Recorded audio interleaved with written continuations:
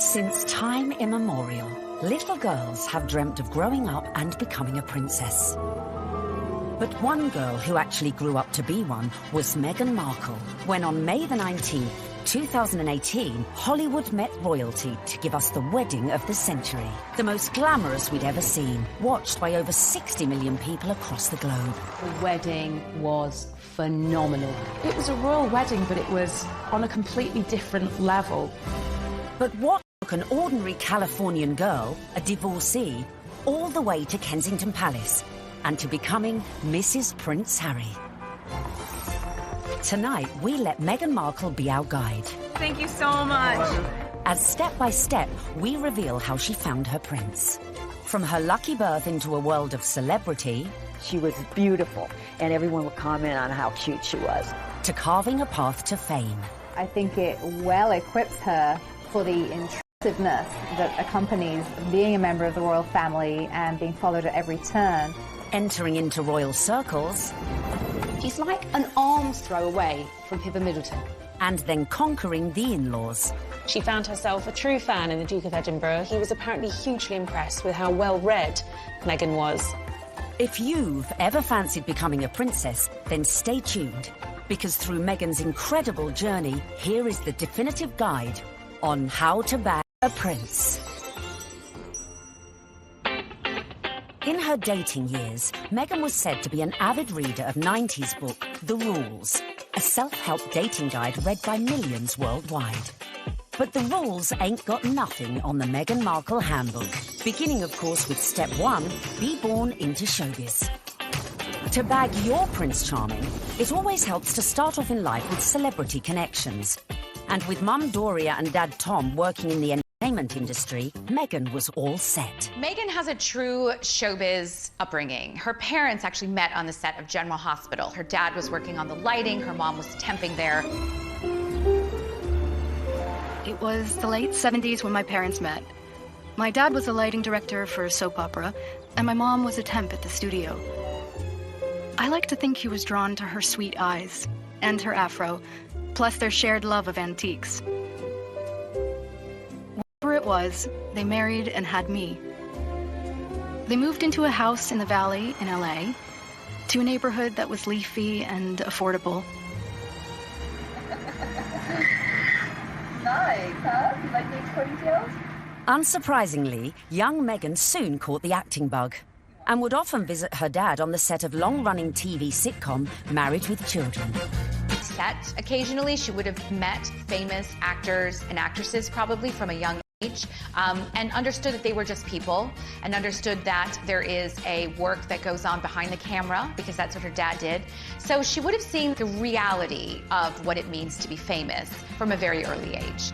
Married with Children was, at the time, considered so risque, it was even boycotted by some viewers. So I grew up on the set of Married with Children every day after school for 10 years. I was there. Wow. I know. It's a very perverse place for a little girl who went to Catholic school, no less, to grow up.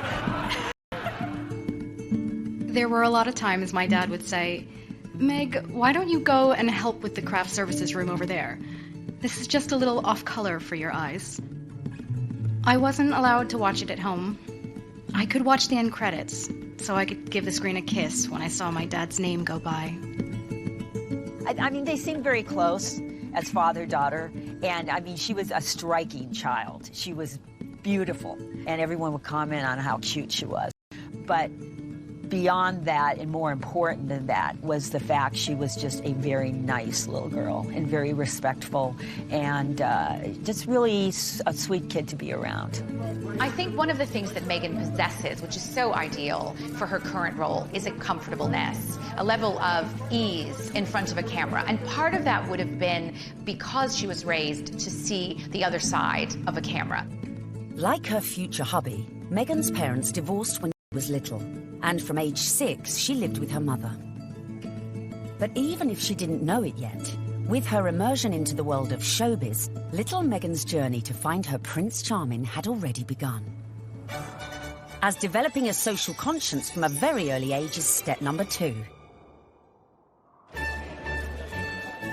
We all know royals love a good charity fundraiser and supporting important causes. So to increase your chances of royal romance, get involved with a good cause from an early age. Although Meghan's parents were divorced, together they instilled in her a sense of social justice. My mom and dad came from little, so they made a choice to give a lot. Buying turkeys for homeless shelters at Thanksgiving, delivering meals to patients in hospice care, donating any spare change in their pockets to those asking for it. This is what I grew up seeing, so that is what I grew up being. A young adult with a social consciousness to do what I could and to, at the very least, speak up when I knew something was wrong. While still at school, unbeknownst to her, young Meghan was already learning one of the key attributes to being a princess, helping those less fortunate. She volunteered. After class, Meghan approached me and she said, "Tell me more about serving on Skid Row." I suggested that she visit the place where I volunteered because I knew that she would be physically safe there. And she not only volunteered there a few times, but she continued to volunteer at the soup kitchen throughout her time at Immaculate Heart, which was through her senior year. Meghan always took it a step further, not just distributing food, but learning people's names, learning their stories, because that's where I think her compassion comes from, her connection with people. I think it's very important to know that her heart is in everything she does. I got this letter from one of the students who was in her group. This student was very shy, she was very unsure of herself, she was kind of a bit of a loner, and Meghan wrote her the most wonderful, loving note, even though Meghan was not her close friend at all. So I just like to read it, because this gives you a sense of, this is the real Meghan. So it goes, "Dear Michelle, you are so strong and so wonderful. Your courage and strength in times of hardships is as admirable as your optimism and friendly nature. I am so lucky to have you in my group and to be able to lead you on this adventure. Never stop sharing your beautiful spirit and always remember how special you are. I am here if you ever need me. I love you, Meghan." Meghan was already starting to make changes, but coming up, we see how her voice reached all the way to the White House. It just wasn't right, and something needed to be done. And then, in our step-by-step guide to bagging a prince, we reveal how getting to Hollywood... Any actress in America needs a huge breakthrough, and Suits was that show. ...helped prepare her for her future role. I think it well equips her for the intrusiveness that accompanies being a member of the royal family.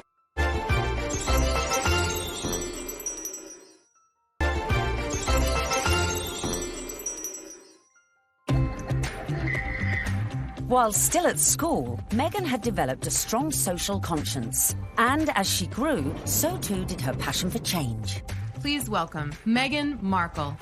Which in 1993 took her all the way to the White House. Well, good evening. That doesn't feel like enough, does it? It's just great evening. Maybe that's better. The fact that Meghan is interested in these causes, that's not new. It's not something that she's taken up after, started from the very beginning when she was just a little girl. So Meghan's first foray into activism came when she was 11 years old, and she and some classmates were watching commercials and analysing them for their social studies class. The gloves are coming off. Women are fighting greasy pots and pans with Ivory Clear. The tagline said, "Women all over America are fighting greasy pots and pans." 2 boys from my class said, "Yeah, that's where women belong, in the kitchen." I remember feeling shocked and angry, and also just feeling so hurt. It just wasn't right, and something needed to be done. My name is Meghan Markle. I'm 12 years old. Last week at my school, we decided to watch the news for social studies. While flipping through the channels, we saw a commercial for the new Ivory Clear dishwashing liquid. In the commercial, they said women are battling grease, meaning only women do dishes.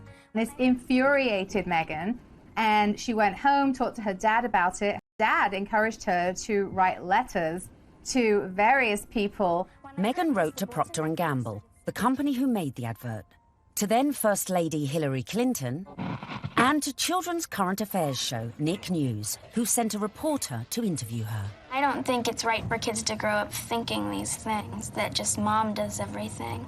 So I was wondering if you would be able to change your commercial to people all over America. Thank you, Meghan Markle. Incredibly, the 12-year-old's lobbying paid off. And it was roughly a month later when the soap manufacturer, Procter & Gamble, changed the commercial. The gloves are coming off. People are fighting greasy pots and pans with Ivory Clear. She had a sense that she could affect change, even though she was just one small person. She had a voice. If you see something that you don't like or are offended by on television or any other place, write letters and send them to the right people, and you can really make a difference for not just yourself, but lots of other people. Propelled into the limelight at such a tender age, as an adult, Meghan's passion to effect change would burn no less brightly and push her closer to the world of her prince-to-be. As some 20 years later, she would take on causes, some of which were close to her future beau's heart, such as becoming global ambassador for international children's charity World Vision, promoting sanitation projects in remote villages. Meghan's visits to countries like Rwanda have focused on for female empowerment and really wanting to make a difference that way. You'll feel really good at the end of the day knowing that you've been a part of that. I gotta get these kids home. I'm gonna go take a picture with them. We all know that charity is a huge, huge thing for Prince Harry. He's been working with various charities for years, and it's something that's really close to his heart because of how important it was to his late mother, Diana. If you wanted to impress him, doing a lot of charity work would probably go down very well. But being charitable alone might not be enough to bag a prince. So bring on step number 3. Of course, one possible way to bring yourself closer to royalty is to become a celeb. Easy, right? Meghan was a natural-born performer after all. Long before I taught Meghan, I saw her in the school plays. And she was one of those girls, when she was on stage, you were drawn to watch her because she just had this charisma and this charm, and she was really good. We have a musical and a play every year, and she was certainly one of the many shining lights that we have here at Immaculate Heart. After leaving high school, Meghan's dramatic flair led her to enroll at the prestigious Northwestern University, where she studied theatre and international relations. International relations and basically showbiz. It is a perfect combination for someone who's going to be in the royal family. There's a lot of showbiz involved in the royal family, and you know, no one talks about it, but it is like being an actress. You have to be so excited to meet people, some of whom may even say something that's a bit insensitive or rude, and you have to still make small talk and still smile all the time. Get your picture taken. Meghan's preparation really couldn't have been better for this role. Prior to attending university, she auditioned for roles in music videos for artists such as Shakira. After the aftermath of the audition. This is the aftermath of the audition, and it went pretty well. We just had to dance crazily, and so I did, and it was tiring. We just all danced like wild women, and I was shaking my hair around, and that's that. While at university, Meghan showed promise on stage, starring in a number of student movies. Back home in LA one Christmas, a friend introduced her to a manager who'd watched one of her films. He offered to find her work, in return for 10% of her earnings. But as she would soon discover, the path to success was not an easy one. A young actor, actress trying to break into the business, it is not easy. My parents have been so supportive, watching me audition, trying to make ends meet, taking all this at a restaurant, and all those things that actors do. There's so many people out here who want to get into the entertainment industry. It's difficult. I had a beat-up Ford Explorer Sport that rattled like a steamboat engine in the morning. It was burning out. I had started to give up, It was tired and running on empty, going from audition to audition, just as I was. I mean, you really have to be very self-promoting, and you have to be willing to, knock on doors and be very motivated and have good self-esteem, because you could get eaten alive out here. But Meghan remained determined to make it in Hollywood, despite the challenges along the way. I would drive to auditions and park at the back of the parking lot, far from the eyes of anyone who could see me unlocking the trunk and crawling into my car through its only feasible entry point. I would play it off, obviously, as though I was looking for something, reaching so deep for something that my car almost sucked me in to get it. Much like my experience in Hollywood, to be honest. Struggling, climbing hurdles, searching for something that I couldn't even see, and just reaching for it. By now, in her mid-20s, all Meghan had to show for her efforts were bit parts in TV soap operas, dramas, and an occasional movie. Fame was a distant dream. In 2006, she landed a job as a suitcase girl on the US version of quiz show Deal or No Deal, filming up to 7 shows a day. Meghan, open the case.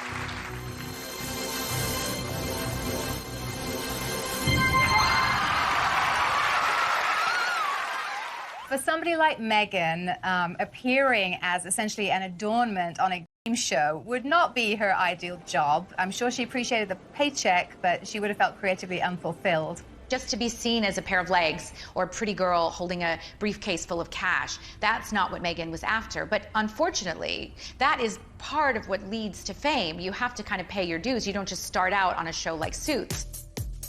I would put that in the category of things I was doing while I was auditioning to try to make ends meet. I was the ill-fated number, which for some reason no one would ever choose. I would end up standing up there forever in these terribly uncomfortable and inexpensive 5-inch heels, just waiting for someone to pick my number so I could go and sit down. Meghan had connections, but they were limited. Her dad was a lighting director. He wasn't an executive producer. So Meghan had to pay her dues like a lot of other young, beautiful actresses today.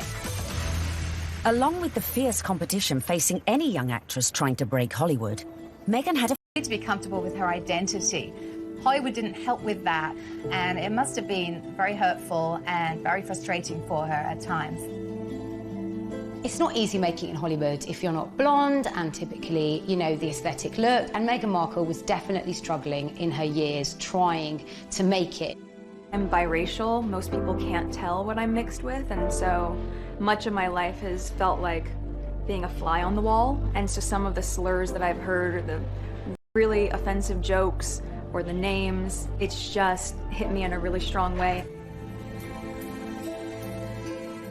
Being ethnically ambiguous, as I was pegged in the industry, meant I could audition for virtually any role. I wasn't black enough for the black roles, and I wasn't white enough for the white ones, leaving me somewhere in the middle as the ethnic chameleon who couldn't book a job. But Meghan's big break was closer than she thought. At one audition, a casting director advised Meghan to go for a more natural look. This would change her outlook forever.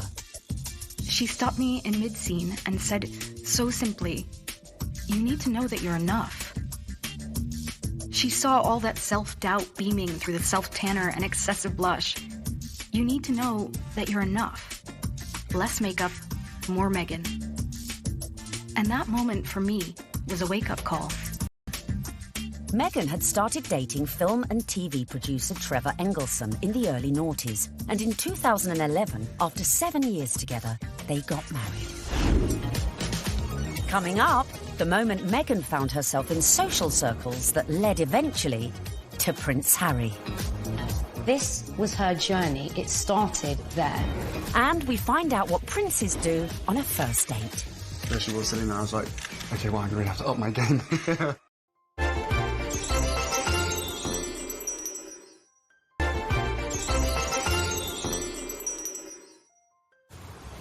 Bagging a major TV role isn't easy, but luckily for Meghan, her breakthrough was just around the corner.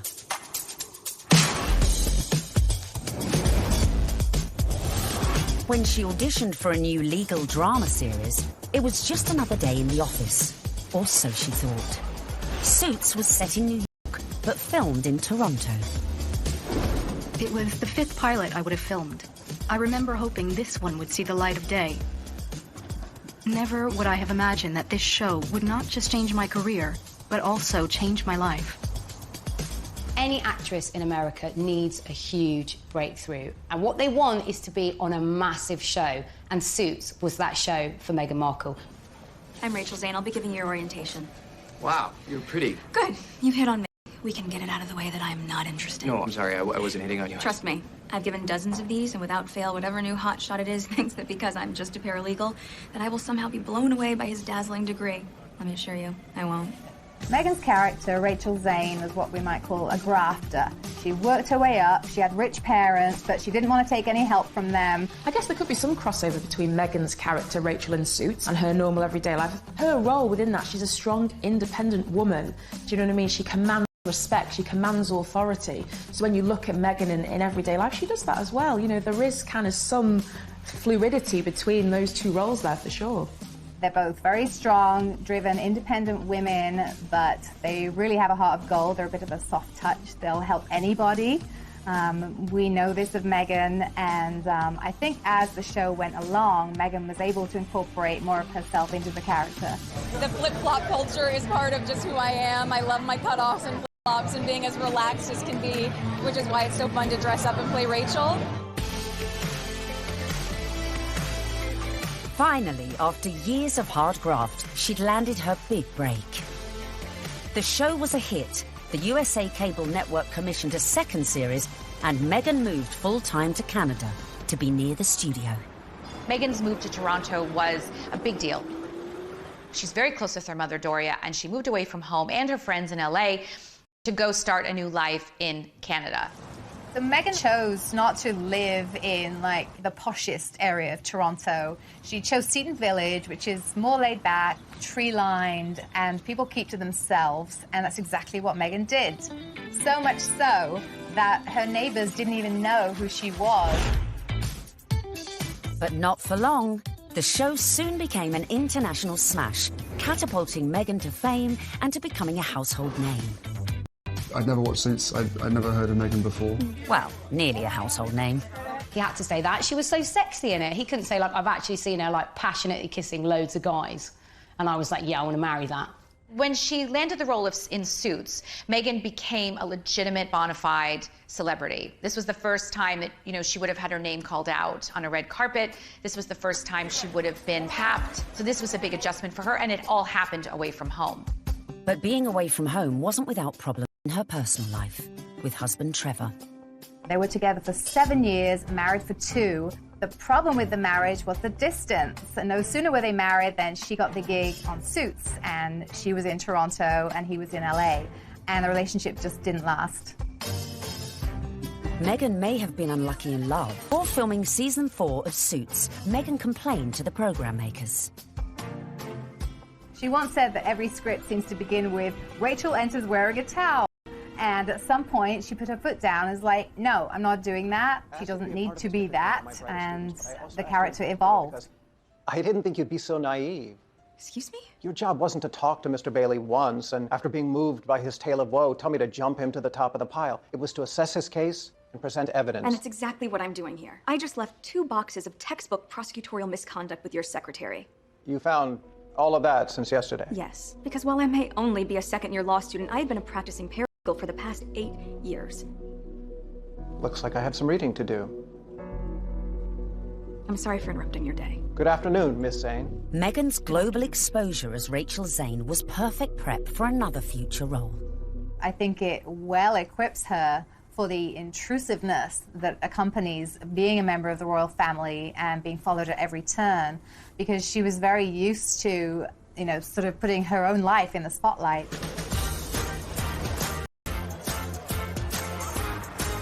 So, having been working hard on Suits and needing a well-earned break, Meghan decided to have a summer holiday in London.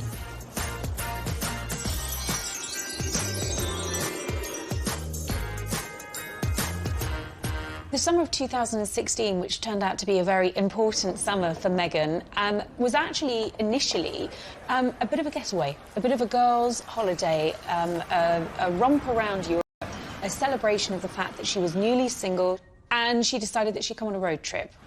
When she came to London, Meghan had a couple of girlfriends over here. Misha Nunu had opened up quite an elite circle of friends to Meghan. Among them was Violet von Westenholz, who was working for Ralph Lauren at the time as a PR, and had the opportunity to dress Meghan Markle in some outfits when she was doing some promotional work for Suits. And while they were dressing Meghan, she and Violet established quite a nice rapport, so much so that Meghan was invited into the VIP hospitality tent at Wimbledon that summer to watch her good friend Serena Williams play a game of tennis.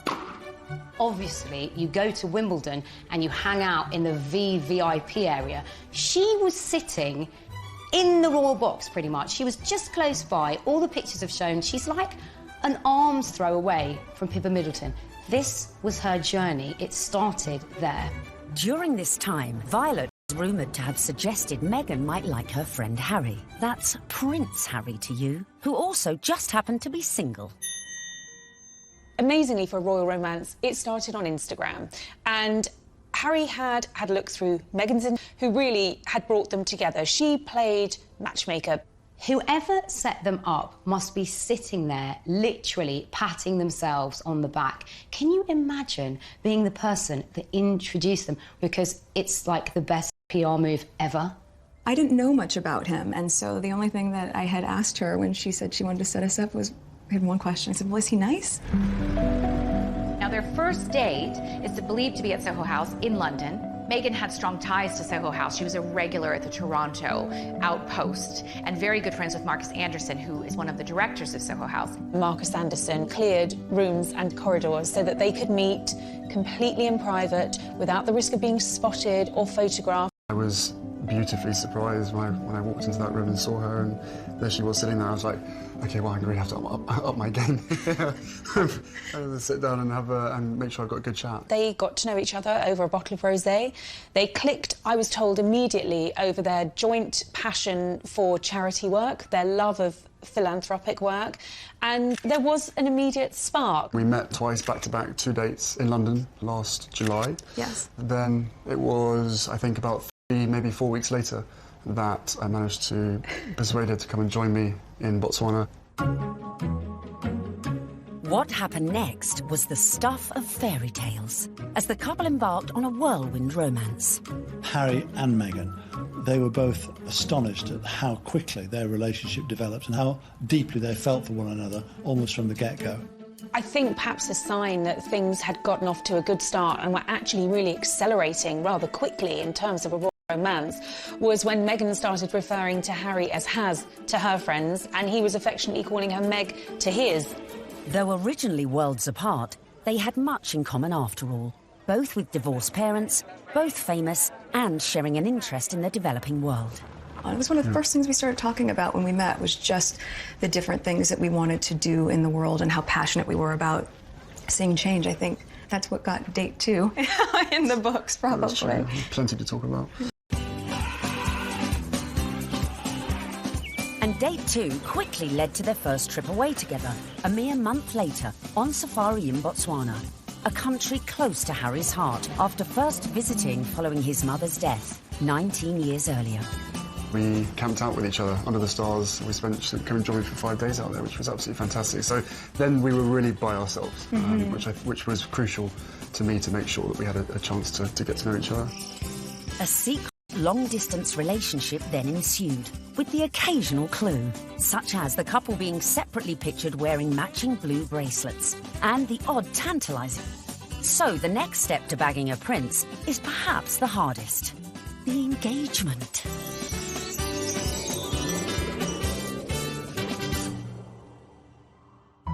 So Has and Meg were love's young dream, but there was one little problem. Of course, they had the issue of living in separate countries. Harry based in London, living at Kensington Palace, and Meghan being in Toronto, where she was filming Suits. So from the early stages, they knew that this relationship, if it was going to take off, was going to have its challenges. More often than not, it was Prince Harry jumping on a scheduled flight incognito in a baseball cap and a hoodie with just a single protection officer in tow and taking a regular British Airways, usually, flight to Toronto. He was never seen, never spotted, and so they were able to conduct those early months of their relationship in clandestine and get away with it. They did have this pact to see each other. That's why the long-distance relationship worked. And the other agreement they had was that they would tell as few people as possible. For Meghan, that pretty much stopped at her parents and 2 of her best friends. For Harry, he confided in his father, his brother, and 2 of his best friends. And by doing that, they really kept it in a very tight inner circle.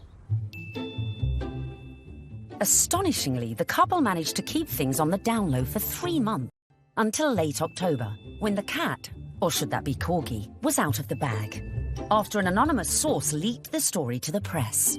Well, I can't say much about how the story came about, apart from that the information that he was seeing Meghan came to light. And what was interesting in that circumstance, covering a story like that, is normally a name might be mentioned linked to Prince Harry and you wouldn't know who they were, and you'd have to try and research them, and you might not find very much online because they're a private individual. Of course, in Meghan's case, there reams and reams of information about this American actress with illustrious history, not only of starring in shows like Suits, but also with this huge charitable side to her, and the fact that she had been involved with the UN and everything became apparent. So really you have a one-fact story like that and it breaks, and the rest of Fleet Street is then playing catch-up. And it was then after the story broke that you found descending on Meghan's house, chasing after anyone that ever knew her, chasing after family members. I think both of us were actually surprised by the reaction after the first 5-6 months of when we had to ourselves. Now everyone knew about their relationship, but would everyone approve? Especially Harry's inner circle of trusted friends. Well, I think initially some of his friends were quite surprised, but they also welcomed her, and by the March of 2017, Meghan was invited to his best friend's wedding. Harry flew Meghan out to Montego Bay for the wedding of old Etonian pal Tom Inskip. She forged friendships with these people on her own. And that's really lovely that, you know, Prince Harry's at the wedding of his pal and his pals are saying, you guys could be next down the aisle. I mean, what's better than that? They could obviously see that this is genuine. This is a real thing. Well, one of the things I was told by someone at that wedding in Jamaica was that they'd never seen Prince Harry look so happy. And in fact, at the wedding reception, there were jokes of, you two will be next. And actually, those were accurate predictions, because they were.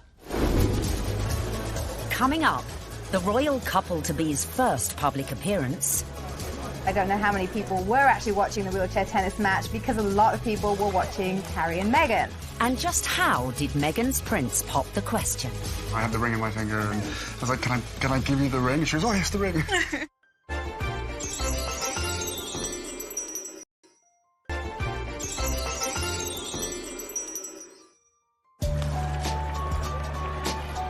In September 2017, Meghan and Harry made their first public appearance together at the 3rd Invictus Games in Toronto. Haz and Meg's speculation was at fever pitch. It was the public outing that every dedicated royal watcher has been waiting for. Just 24 hours later, the couple abandoned any effort to keep their feelings for each other private. The setting for this first public date was extraordinary, with no attempts to hide away as they watched the wheelchair tennis at the Invictus Games. It was open to the public. Anybody could go and watch the wheelchair tennis match.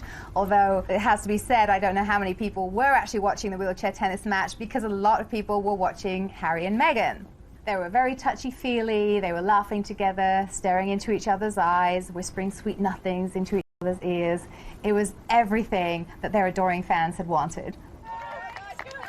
I remember when I first heard that Harry and Meghan going out, it kind of almost came from nowhere. Do you know what I mean? That the whole process was very, very quick, it seemed, in comparison to kind of conventional relationships. But, I mean, come on, this isn't, you know, a normal relationship by anyone's standards. It's, you know, a prince, you know, and a Hollywood actress. Harry and Meghan were now well and truly in the public spotlight. But after 16 months of dating, Meghan got her private moment. While staying with Harry at Nottingham Cottage, his 2-bedroomed home set within the Kensington Palace estate, Hazza popped the question. And Meghan said yes. This afternoon, Prince Harry and Meghan Markle stepped hand in hand into the sunken garden at Kensington Palace. Step number 5 was done. The ring was on it. Fueled by a picture-perfect photo call on the 27th of November 2017. Harry, when did you know she was the one? The very first time we met. What struck me most on the engagement day was how calm, considered, sophisticated Meghan was. I'm so happy. Unlike other royal fiancés before her, Meghan had her Hollywood training to give her all the poise she needed and was quite at home in front of the cameras. You guys, thank you so much. I was reminded of the days when Prince Charles and Princess Diana came out on their engagement day and how awkward and inarticulate it all was. And I suppose in love. Of course. Whatever in love means. It didn't have the right feel to it. And even when Catherine and William became engaged, Catherine seemed very, very nervous. No, it's very important to me, and, you know, I hope, you know, be able to have a happy family ourselves. Straight here, please. Not so Meghan. She was the one who seemed the least nervous of the lot. I think it's absolutely clear from their closeness, from their body chemistry, from the energy between them, that these two knew absolutely what it meant to be in love, and they were truly, madly, deeply in love. This engagement had the world's press queuing up to get the perfect front-page shot of their real-life American princess. And it came right at the end. The real picture is the one where they think they're out of view and they put their arms round each other's waist. Very unroyal and very lovely. And it would seem the look Meg chose for this all-important announcement came from one of our very own royal watchers. There's a really funny story about me wearing a particular coat, a particular pair of shoes and a dress and visiting Buckingham Palace, where I met Prince Harry and Prince William. About 3 weeks later, the biggest story of the year, Prince Harry announces that he's marrying Meghan Markle, and she happens to be wearing exactly the same outfit as me. So, one of two things happened. Either Prince Harry saw what I was wearing and thought, I definitely want my bride-to-be to look just as good as this girl, as if. Or Meghan Markle was somewhere on the grounds and really rated my outfit. Then came the pitch-perfect press call, where an uber-relaxed Meghan discussed the couple's courtship. The one thing that fascinates me about this is the fact that she is a product of Hollywood, product of television, product of entertainment, and therefore there's a sort of ease in communication and there is an inbuilt knowledge of what the media are trying to get at. It was definitely a setup. It was a blind date. It's there for all to see. Because I'm from the States, you don't grow up with the same understanding of the royal family, and so while I now understand very clearly, there's a global interest there. She's different because she represents the global world we're in, the fascination we have in America, the fascination we have in celebrity, diversity, and she's a very strong woman. Just an amazing surprise. It was so sweet and natural and very romantic. I had actually been told by one of his friends that he had planned to pop the question in Botswana. For whatever reason, he didn't. It happened weeks later, while they were at home at Nottingham Cottage, roasting a chicken. Utter domestic simplicity and bliss, and incredibly romantic. He got on one knee. As a matter of fact, I could barely let you finish proposing. I was like, can I say yes now? She didn't even let me finish. She said, can I say yes, can I say yes? And then there was hugs, and I had the ring in my finger, and I was like, can I give you the ring? She goes, oh, yes, the ring.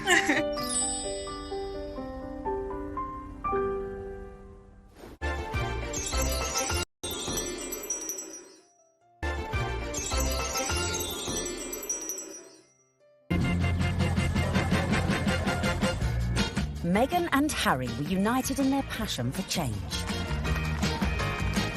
And in the months following their engagement, Meghan had thrown herself into charity, winning the hearts of the British public. It was clear from day one that she was like a duck to water. She is absolutely natural at this, very engaging, very warm, lots of eye contact. Harry was showing off his new fiancée far and wide, and she charmed everyone from all walks of life, including those who walked on four legs. She even wore a matching coat for the occasion. You can see the American effect of Meghan Markle in every single photo call and every single walkabout. When Meghan goes on walkies with Harry, she's hugging people. In Nottingham, the couple visited charities that were close to Harry's mother's heart. You could see the pride in Prince Harry. It was a joy to watch. While back in London, a visit to Brixton brought Meghan even closer to the community. Believe it or not, everyone is listening, and I'm in the same room as the royal couple right now. They actually shook my hand. I didn't expect that. I thought, you know, it would just be a distance. They were pretty cool. It was a real nice, good, feel-good factor. They should come more often. They really should.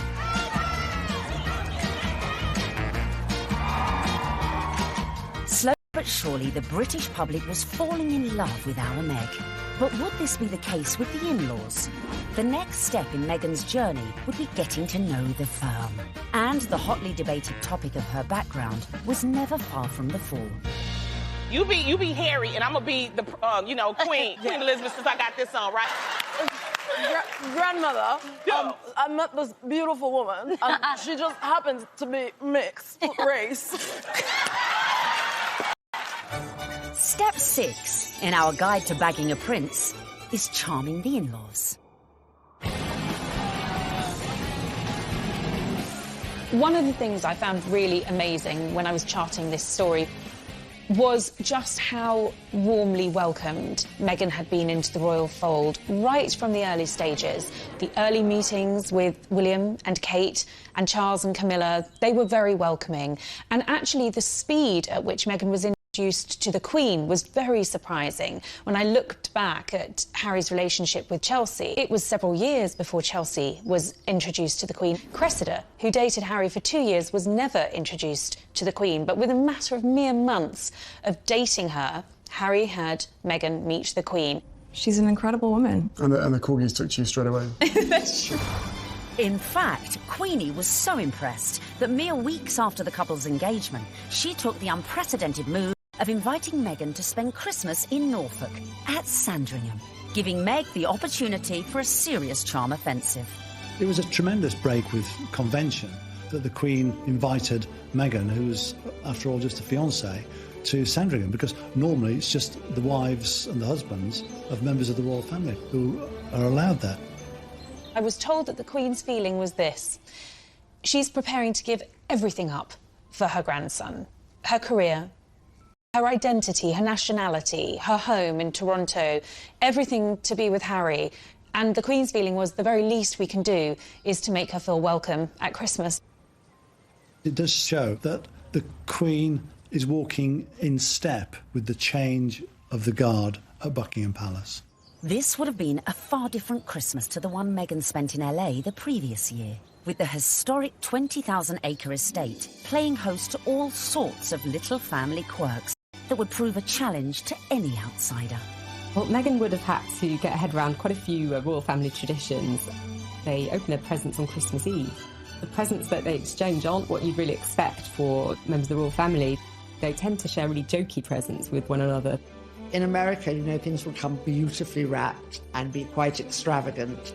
And this is the other end of the sphere. You're admired if you find somebody's given you an unusual spoon to stir cakes in or an unusual thing to keep your corgis in.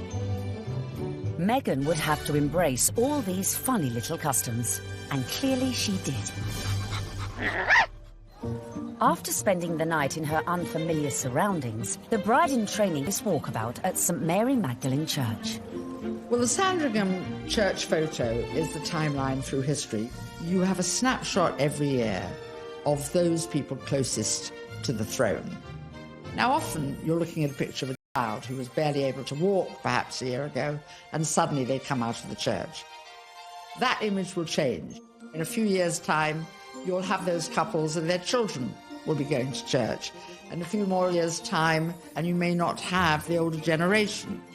This year, of course, was Meghan's year. The presence of the royal fiancé drew crowds that were even bigger than usual. The world's media was also out in force, but a member of the public who would snap the photo that cemented just how much Meghan was in with the younger royal crowd. Unfortunately for all the photographers on the ground, they just didn't quite seem to get a clear shot, and In the end, it came down to a member of the public, a lady called Karen Anvil. It was like a Mexican wave of cheers, so you knew they were coming. The photographers at the other end, and they just happened to look over. And I took one photo, that's the thing. I took one photo, and it was, yeah, the right one. When we saw that shot, it was an absolute no-brainer that it was going to be our cover shot, because it was the only one that had captured that moment, the four of them together. And, you know, it symbolised quite a lot in terms of the royal family and where they're going in future. So, yeah, I mean, we were delighted to use it on the cover. And just like that, the Fab Four were born. Clearly, Meghan was well and truly fitting into the royal club. Just like the Queen, it seems the rest of the family were equally charmed by Harry's beau from across the pond. Another tick for Meghan. William was longing to meet her, and so was Catherine. And Catherine's been absolutely wonderful, amazing, as is William as well. Fantastic support. And then my father as well. We had a handful of teas and meetings, and my grandparents as well have been wonderful throughout this whole process. She found herself a true fan in the Duke of Edinburgh, and he was apparently hugely impressed with how well-read Meghan was. Meghan was now in with the in-laws. But coming up, events were to turn increasingly tricky. Dealing with critics from near... I think she's trouble. Because of her background, I thought that she could, not would, but that she could be trouble. And far. I think the very fact that Samantha wanted to do a book called The Diary of Princess Pushy's Sister implies that maybe she was not over fond of her younger half-sister.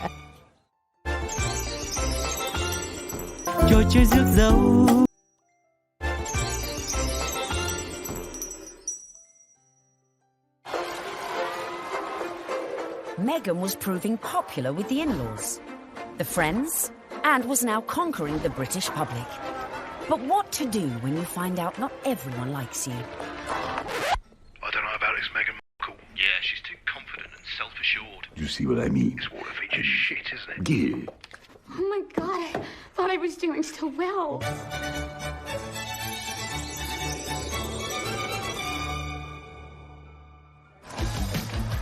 When the news that Prince Harry was dating an American actress first came out, I think that the reaction amongst the British public especially was equal parts excited and disapproving, because she's not British. From the very moment Harry and Meghan's relationship had broken in 2016, much of the press inevitably had gone raking through Meghan's past. They made it sound as though she had grown up in the slums of LA, riddled with gangsters and drugs. With some reports focusing on the breakup of her parents' marriage and her relationship with her half-siblings. Time is 7 minutes Harry didn't help matters when he went on to guest edit BBC Radio 4's Today programme. It started well. Morning. Very good to see you. He got some of his mates on the show, like this guy. Okay. But do I need the British accent? But if you start using long pauses between the answers, you're probably going to get it's the face. Let me see the face. Oh, okay. But during the course of the programme, Harry answered one question about Meghan. It was your future wife's first Christmas with the in-laws. How was it? She really enjoyed it. The family loved having her there, and it's the family that I suppose she's never had. It's the family that I suppose she's never had. But Harry's comments did not go down. What Harry said on the Today programme about the family not being close or a normal family. Samantha tweeted that was really not the case, and she defended their family as a normal family, a close family, a loving family, and didn't understand what Harry was talking about. And that wasn't the last we'd hear of Samantha, who went on to threaten publication of a tell-all book called Diary of Princess Pushy's Sister. I think the very fact that Samantha wanted to do a book called The Diary of Princess Pushy's Sister implies that maybe she was not over fond of her younger half-sister and maybe is a little conflicted about Meghan's success. There's no bigger media vulture with this wedding than you, is there, Miss Markle? I mean, how you have the gall to come on here and talk about media vultures? You're doing a book called The Diary of Princess Pushy's Sister. You've been trashing it for 2 years, you little vulture. I've made it clear in several interviews that you can't judge a book by its cover, and similarly, you can't judge a book by its title. Samantha also criticised Meghan's charity work. If you are interested in helping those less fortunate than yourself, It really should begin at home. Could all this bad publicity derail the wedding? And just how should Meghan respond to this particularly barbed attack? The temptation must have been huge for Meghan to have responded to the critics, who were, of course, her family members. She kept dignified silence. I mean, you've got to feel for Meghan. What would you do if your family were being an absolute nightmare? It is seriously embarrassing. So she does what any of us would do. Hashtag ignore, ignore, ignore. But would Meghan be able to keep her composure in the face of her next critic? A certain ex-Tory MP, a die-hard royalist, who voiced her doubts about Meghan, not in private, but in the most public setting possible, the celebrity Big Brother house. OK, let's take a vote. I think she's trouble. How long do you think she's going to be? 5 years, 10 years, 20 years? Why do you think she's trouble, Anne? Background, attitude, I worry. She's older than him. She's been married before. Yes. I add it all up and I'm uneasy, but there we go. Quite frankly, I was shocked when Anne Widdecombe said that what she said.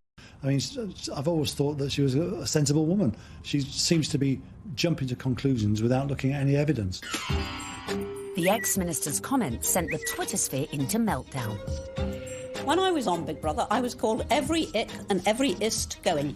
I was homophobic, xenophobic, racist, sexist, misogynist. Nothing I said could have been remotely construed as racist by any sensible observer. You know, former marriage, all the rest of it, that because of her background, I thought that she could, not would, but that she could be trouble. She had, I think, the older generation's view of this is an outsider, a foreigner coming into a very British organisation, almost, you could say. How is that going to work? The thing that all of us have to do is adapt. We're in the here and now. Embrace. But one woman who was not prepared to embrace was Jo Marnie, girlfriend of then UKIP leader Henry Bolton, who sent a series of racist texts. Even then, Meghan kept quiet. The royals' mantra is often put up, shut up. You can't be seen to always answer back. You do have to put up at points. So actually her approach, maintaining that dignified silence, not justifying or even giving any credence to these claims, some of which were really quite unpleasant, well, it was a very royal approach to things. Look, Meghan is showing the makings of a true princess. You've got to have that decorum. You've got to, on some occasions, actually, you know, keep silent and pick your battles. Even more flack came Meghan's way when she took to the stage with her potential prince, his brother and Kate at the Royal Foundation in February 2018. People say, well, you're helping women find their voices. And I fundamentally disagree with that because women don't need to find a voice. They have a voice. They need to feel empowered to use it. And people need to be encouraged to listen. And I think there is no better time than to really continue to shine a light on women feeling empowered and people really helping to support them. She verged on the political when she was talking about women's empowerment, and it was all a bit Me Too-ish. The royals don't do that. And indeed, the day that the royals start engaging in political causes is the day you get a lot of controversy. There is a very good reason why the royals stay off politics, and it's to avoid precisely that. Not everyone shared Anne's view. It's refreshing because she isn't saying things that are incredibly controversial that we actually wouldn't stand by or back or believe in. These are really important points, important issues that she's raising, especially when she's touching on feminism. But was Meghan risking her relationship with the royals and the public? She's clever. She's using her voice in a good way, and she has actually been backed by the palace. But still the criticism came, and the palace had to release a statement defending her. Was this one step too far? This is the first time that we've heard anyone associated with the royal family talking about those campaigns. The Kensington Palace stressed that it would have been impossible for Meghan to talk about issues surrounding female empowerment without talking about those campaigns. On kickback, and indeed there was. But actually, she got far more people saying this is great, this is what the royal family needs to be doing more of. Phew. Looked like Meghan had found just the right balance to please the palace. Her people and most importantly, her prince. So, next step in our guide, embrace your prince's religion. She signed up to the Church of England, of which the Queen is supreme governor, and exactly 100 days after her engagement announcement, Meghan was baptised in the chapel of St James's Palace by the Archbishop of Canterbury. It was very special. It was beautiful, sincere, and very moving. It was a great privilege. Although she had attended a Catholic school in LA, Meg had a Protestant background. Her father was a member of the Episcopal Church of the United States. It would not have been an enormous step, to get baptised, but it was a big step in a way. But I think out of deference to the Queen and to her very strong faith, it sort of tidied things up, and it augurs well for the future because she will have to attend many, services in Church of England cathedrals. Coming up, Meghan's headed ever nearer to that chapel of love, but the journey would become increasingly problematic. With a guest list to organise... Have you got an invite to the royal wedding? Have I? Yeah. Not that I know. And dramas coming thick and fast from her very own family. All of a sudden, his health isn't good, and he can't come to the wedding. Dun, dun, dun!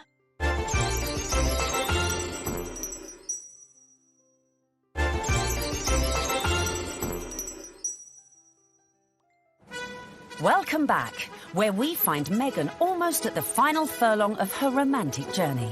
But managing your wedding carefully was not to prove so easy for our Meg.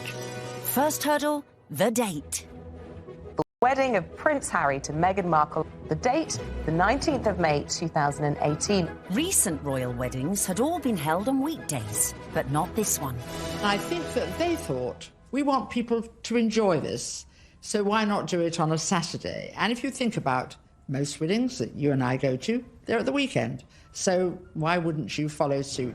But there was one reason to avoid that Saturday. It had already been announced as the date of the FA Cup final. As president of the Football Association, Harry's brother Prince William was expected to take his usual place in the royal box at Wembley. And millions more were looking forward to watching the game on TV. I think my wife would probably want to see the royal wedding. So what I'll probably do, I'll probably leave her on her own, maybe with some of her friends. I'll go... Wedding, not interested in football. Harry and Meghan solved the problem for TV viewers. They announced that their ceremony would begin at noon, several hours earlier than kick-off time. But Wills decided to avoid the fixture clash altogether, scrapping his Wembley appointment to concentrate fully on his little brother's wedding. Next hurdle, the tricky protocol of who to invite to a royal wedding. Have you got an invite to the royal wedding? Have I? Yeah. Not that I know. Would you like to go? I want them to be happy. I really want them to be happy. They look like a lovely couple. Meghan Markle did say you were a divisive misogynist. Well, I still hope they're happy. It was a source of quite a lot of amusement for comedians in the US who like to take every opportunity they can to poke fun at him. So Donald Trump is mad because Prince Harry didn't invite him to the wedding, to the royal wedding over there in England. I don't even know why. I don't know why you mad. You shouldn't even be surprised, Donald. Don't nobody like you. The apparent decision to snub the US president may have been a source of jokes for comedians. But according to some sections of the media, it was also a potential embarrassment for the Queen. Could this dash all Meghan's good work? Especially in light of reports that the couple had invited Trump's predecessor, Barack Obama, a friend to them both. But as Harry and Meghan's wedding was a non-state event, that meant the couple could pretty much invite whoever they wanted. This is not a state occasion, this wedding. He can invite his friends and Meghan's friends. He doesn't have to invite Trump. It's as simple as that. So the date was set, the invites were out, the corgis were brushed, and all was looking rosy for the big day, and for Meghan to finally become Mrs. Prince Harry. Until... That week lead up to the wedding was like watching an episode of EastEnders. It was an extraordinary week, completely overshadowed by the debacle over Mr. Markle. We were told that Thomas Markle would be walking his daughter down the aisle. In fact, a story that broke the weekend before in the Mail on Sunday undid all of that. Thomas Markle was revealed to have been staging fake pictures for the press to bolster his image pre-wedding for the reported sum of $100,000. First of all, the pictures are leaked. Her dad is posing for pictures with paparazzi. Such was the embarrassment Mr. Markle felt he'd caused to his daughter that at the 11th hour he pulled out of the wedding. It got so confusing. It was like, is he going to be coming to the wedding? Isn't he? Meghan, I was told, was utterly heartbroken. She said that she forgave him for the photographs and she wanted him there until... all of a sudden, his health isn't good and he can't come to the wedding. Dun, dun, dun! Thomas Markle said he felt that the heart attack had probably been brought about by his son writing an open letter in one of the tabloids, basically telling Harry that it wasn't too late to get out of this wedding and that his sister was nothing but trouble. The whole of the country was talking about this. What is going to happen? And then finally, we had a statement. It was a roller coaster of emotions, in fact, prompted Meghan to issue her very first solo public statement. And very tellingly, that statement began with the word sadly. Must have been really difficult, because in the end, you know, it was announced that her father wasn't becoming. Added to that, parts of the family just descended en masse without an invitation. Former sister-in-law Tracy Dooley, that's ex-wife of the half-brother who just trashed Meghan in a letter, jetted into Heathrow with sons Tyler and Thomas, plus a shed load of baggage, in every sense. There's more likelihood that I would have got an invite. They turn up, got all the suitcases, you see them having their pictures taken in the airport, you're thinking, what is going on here? Because apparently they either think they're going to get a last-minute, you know, somebody cancelled, you can come to the wedding now, or they're just going to make money off the British media and do loads of interviews. It's all about the... be a pretty exclusive event. Right. So, I mean, if they feel like they would like to invite us, we'd be honored. And if not, we're going to be cheering her on and totally supporting her no matter what. And then on top of all of this, Meghan has to find out that her nephew Tyler is growing cannabis and has even called his special batch Markle Sparkle. I mean, it was just disastrous from start to finish. And I think actually everyone, not just Meghan, was pleased when they packed their bags and went right back to where they came from. Cue an epic sigh of relief at the palace. Despite all these problems, the wedding stayed on track, which brings us nicely to step 11.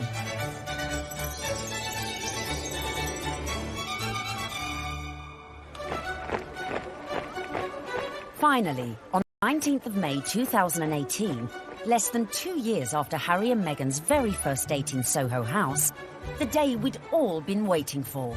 The world tuned in for the fairy tale wedding of the century.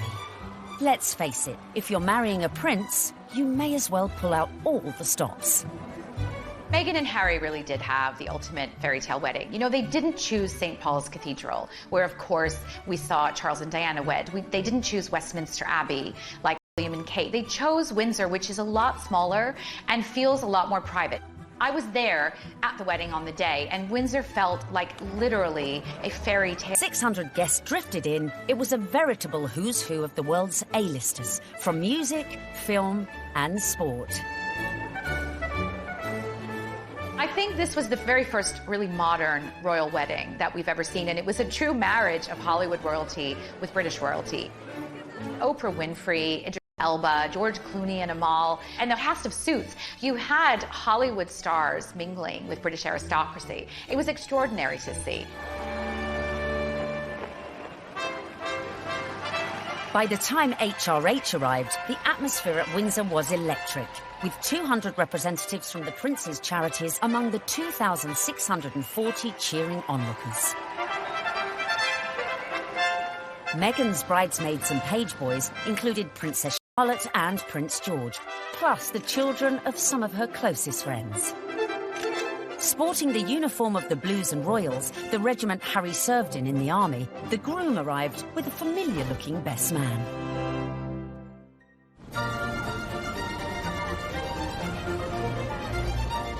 Right on cue, Meghan arrived with Mum Doria in the Queen's Rolls-Royce Phantom 4.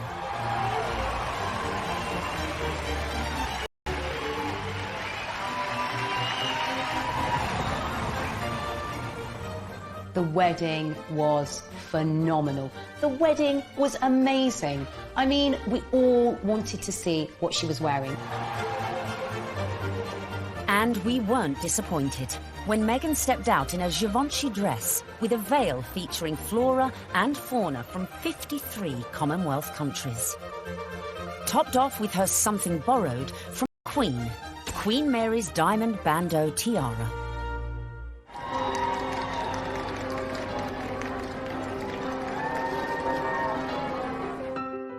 But with an absent father, who would walk Meghan down the aisle? Prince Charles rises to the occasion. Prince Charles walks her down the aisle. It's amazing. Hashtag the power of love. Hashtag love survives. When you saw it on the day, it felt like the right thing to do. It was a wonderful way of Charles saying, welcome to the family, and actually of Meghan showing the world just how close she already is to her father-in-law. Meghan had successfully won over her in-laws, and here it was on display for all the world to see.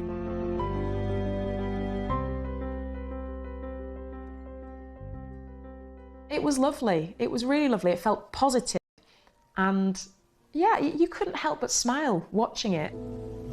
Not only had Meghan married a prince, but she had ensured that their wedding would be one that the British public would never forget. And neither would the 60 million who tuned in from around the globe. No, I won't be afraid. It wasn't your typical royal wedding. We had been told by courtiers to expect some surprises, but I don't think anyone expected quite what we saw. Listening to that incredible gospel choir, which was a beautiful touch and a wonderful nod to Meghan's dual heritage. Stand by me. Stand by me. Inside you've got the gospel choir, you know, raising the roof with the music. You've got the Reverend Michael Curry. I think without a doubt, Michael Curry was one of the stars, one of the unexpected stars of the day. I don't think anyone was expecting his sermon. I certainly don't think the royal family were expecting his sermon, because the look of surprise, and I might say bemusement and bewilderment on some of their faces seemed to suggest that they were quite taken aback. We must discover the power of love, the redemptive power of love. And when we do that, we will make of this old world a new world. He started speaking. Just had everybody on the edge of their seats, whether you were there or you were watching it on the television. The room felt alive. I don't think St George's Chapel has ever heard such an effusive address or heard Martin Luther King quoted in that way. There's power in love. Don't underestimate it. Don't even over-sentimentalize it. There's power in love. You know, there is power in love, and if we hadn't heard it once, it was drilled into us, so we knew that by the end of his sermon. Well, there's power in love. Her family weren't there. It was just her mother. But her story, her African-American heritage, that was all beautifully reflected in the ceremony and in the day itself. All these things that are really very Meghan just made you realise how much more the world is coming together. It was poignant, powerful stuff. Meghan, I give you this ring. Meghan, I give you this ring. As a sign of our marriage. As a sign of our marriage. By the joining of hands and by the giving and receiving of rings. I therefore proclaim that they are husband and wife. She'd done it. She got the ring and she'd married her prince. Watching that wedding, you know, even if you're not a royalist and you're not a romantic, you really couldn't help but be taken in on any level. Is just so nice to see.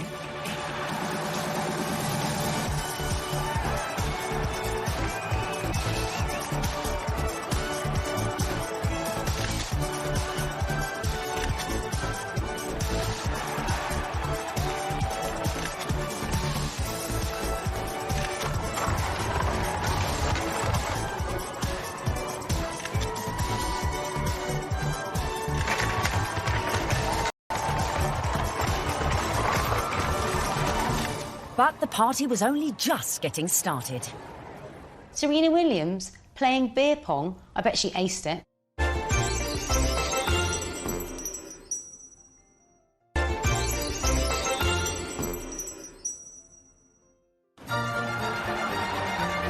Meghan had gone from actress to duchess. And our penultimate tip, really for those who've gone and bagged their prince, is celebrate with the best ever party. Immediately after the wedding, the couple had all 600 guests back to St George's Hall for a wedding breakfast, which was hosted by Her Majesty the Queen. But the real golden ticket to that event was the private evening party, which was hosted at Frogmore that evening by Prince Charles.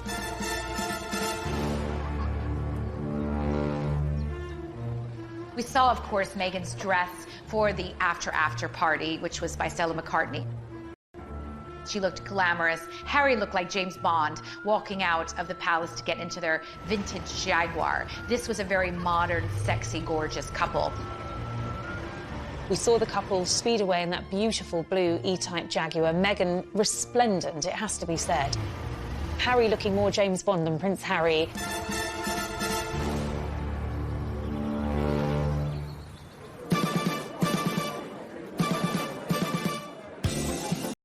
Anyone who was anyone was there, sipping on their When Harry Met Meghan ginger and rum cocktails. George and Amal, Serena Williams, James Corden and Idris Elba, who turned DJ for the night and span a few tunes. I was put forward to DJ. I really wanted to DJ. I would have done the best wedding set in the world. It must have been incredible. Everyone's probably a bit more relaxed, you know, a bit more loose, getting on the cocktails, having a chill. Everyone just wanted to know the juicy details of this VVIP party. Were these huge Hollywood stars and celebrities doing the same kind of things we do when we've been drinking since about midday? Yes, they were. Some wonderful tales of Serena Williams beating everyone hands down at beer pong, a drinking game. Aced it. Serena has since denied she played this game. Shame. But who knows, maybe when they throw their next party. George Clooney serving up cocktails and whisking Meghan and Kate around the dance floor. A dance-off instigated by James Corden between Princes William, Charles and Harry. Which we like to imagine looked like this. Come on, well, it's my reception. Good bust a few. Yeah, there you go. Yeah, there you go. Okay. Yeah, come on. You like that, brother? Yeah, twerk it, Wheels. Come on. Twerk it, Wheels. There you go. No, yeah. Oh, no, Brandon just saw that. Bollocks. All right. Having an absolute laugh. I mean, was the Queen there? What was she doing? Was she watching it? Was she getting involved? It just sounds like, you know, the doors have been closed, the curtains have been closed, and it's like, right, let's go for it. Let's have a laugh. Let's enjoy this.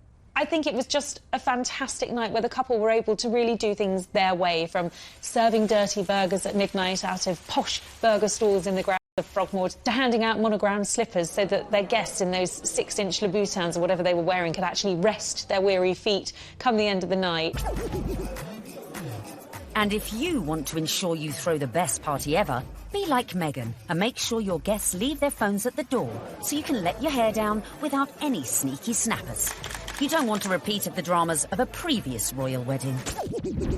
10 years earlier, the same venue had hosted the wedding reception of Harry's cousin, Peter Phillips, and his wife, Autumn Kelly, who provoked a scandal when, unbeknownst to most of the guests, they sold photos of the private bash to Hello magazine for £500,000. Generally, what happens in the private do's stays in the private do's. There are no cameras there, or none of our cameras are there. So what happened with Peter and Autumn's wedding is controversial and unusual. The junior royals host a wedding ceremony, which is where they're supposed to be the private situation, most private roles are ever in, inside their own home, for goodness sake.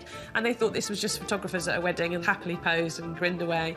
And then we're quite amazed in a couple of weeks afterwards to see 59 pages of a Hello supplement dedicated entirely to things that they thought were private family shots. I think it went down like a lead balloon with many members of the royal family. Luckily, Harry and Meghan's wedding reception went off without a hitch, but with a bang. One of my favorite details about the whole thing is that Harry and Meghan snuck away at the after party. They went off to be together. And I think that speaks a lot about this couple. They are, above everything else, madly, genuinely in love with each other. Which leads us beautifully. What will we see next? I think we will see them both just dive into work. I think there's a feeling about the two of them that they don't want to hang around. They want to get involved with their charities. She seems to be a woman with a mission, and I don't think it'll be long before we hear exactly where she's going to focus her energy. But of course, this is a couple who also are desperate to start a family, and I think it won't be too long before we hear the patter of tiny royal feet. I think that's definitely high up on the agenda.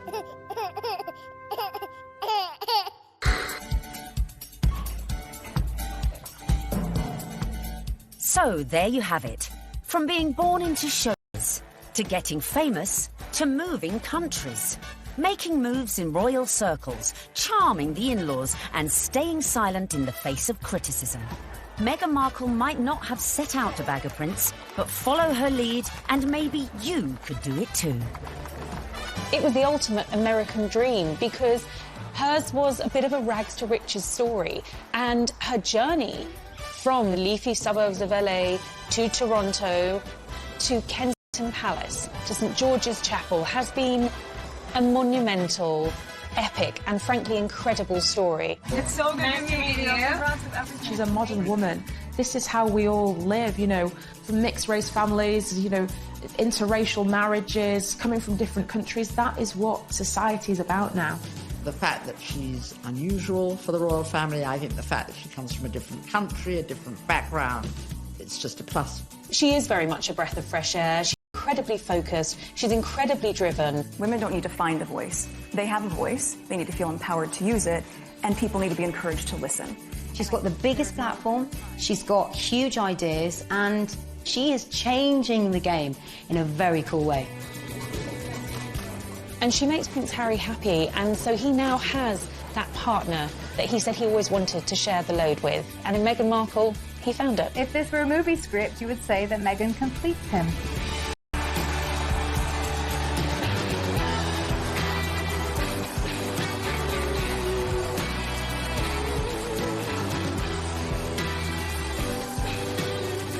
It's an incredible rags to riches story. It's amazing. I'm so jealous.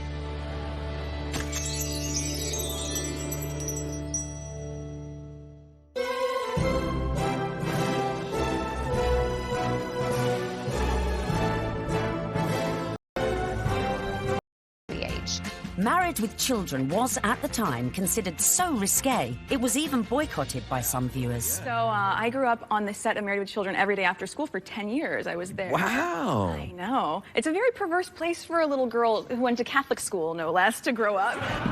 There were a lot of times my dad would say, Meg, why don't you go and help with the craft services room over there? This is just a little off-color for your eyes. I wasn't allowed to watch it at home. I could watch the end credits, so I could give the screen a kiss when I saw my dad's name go by.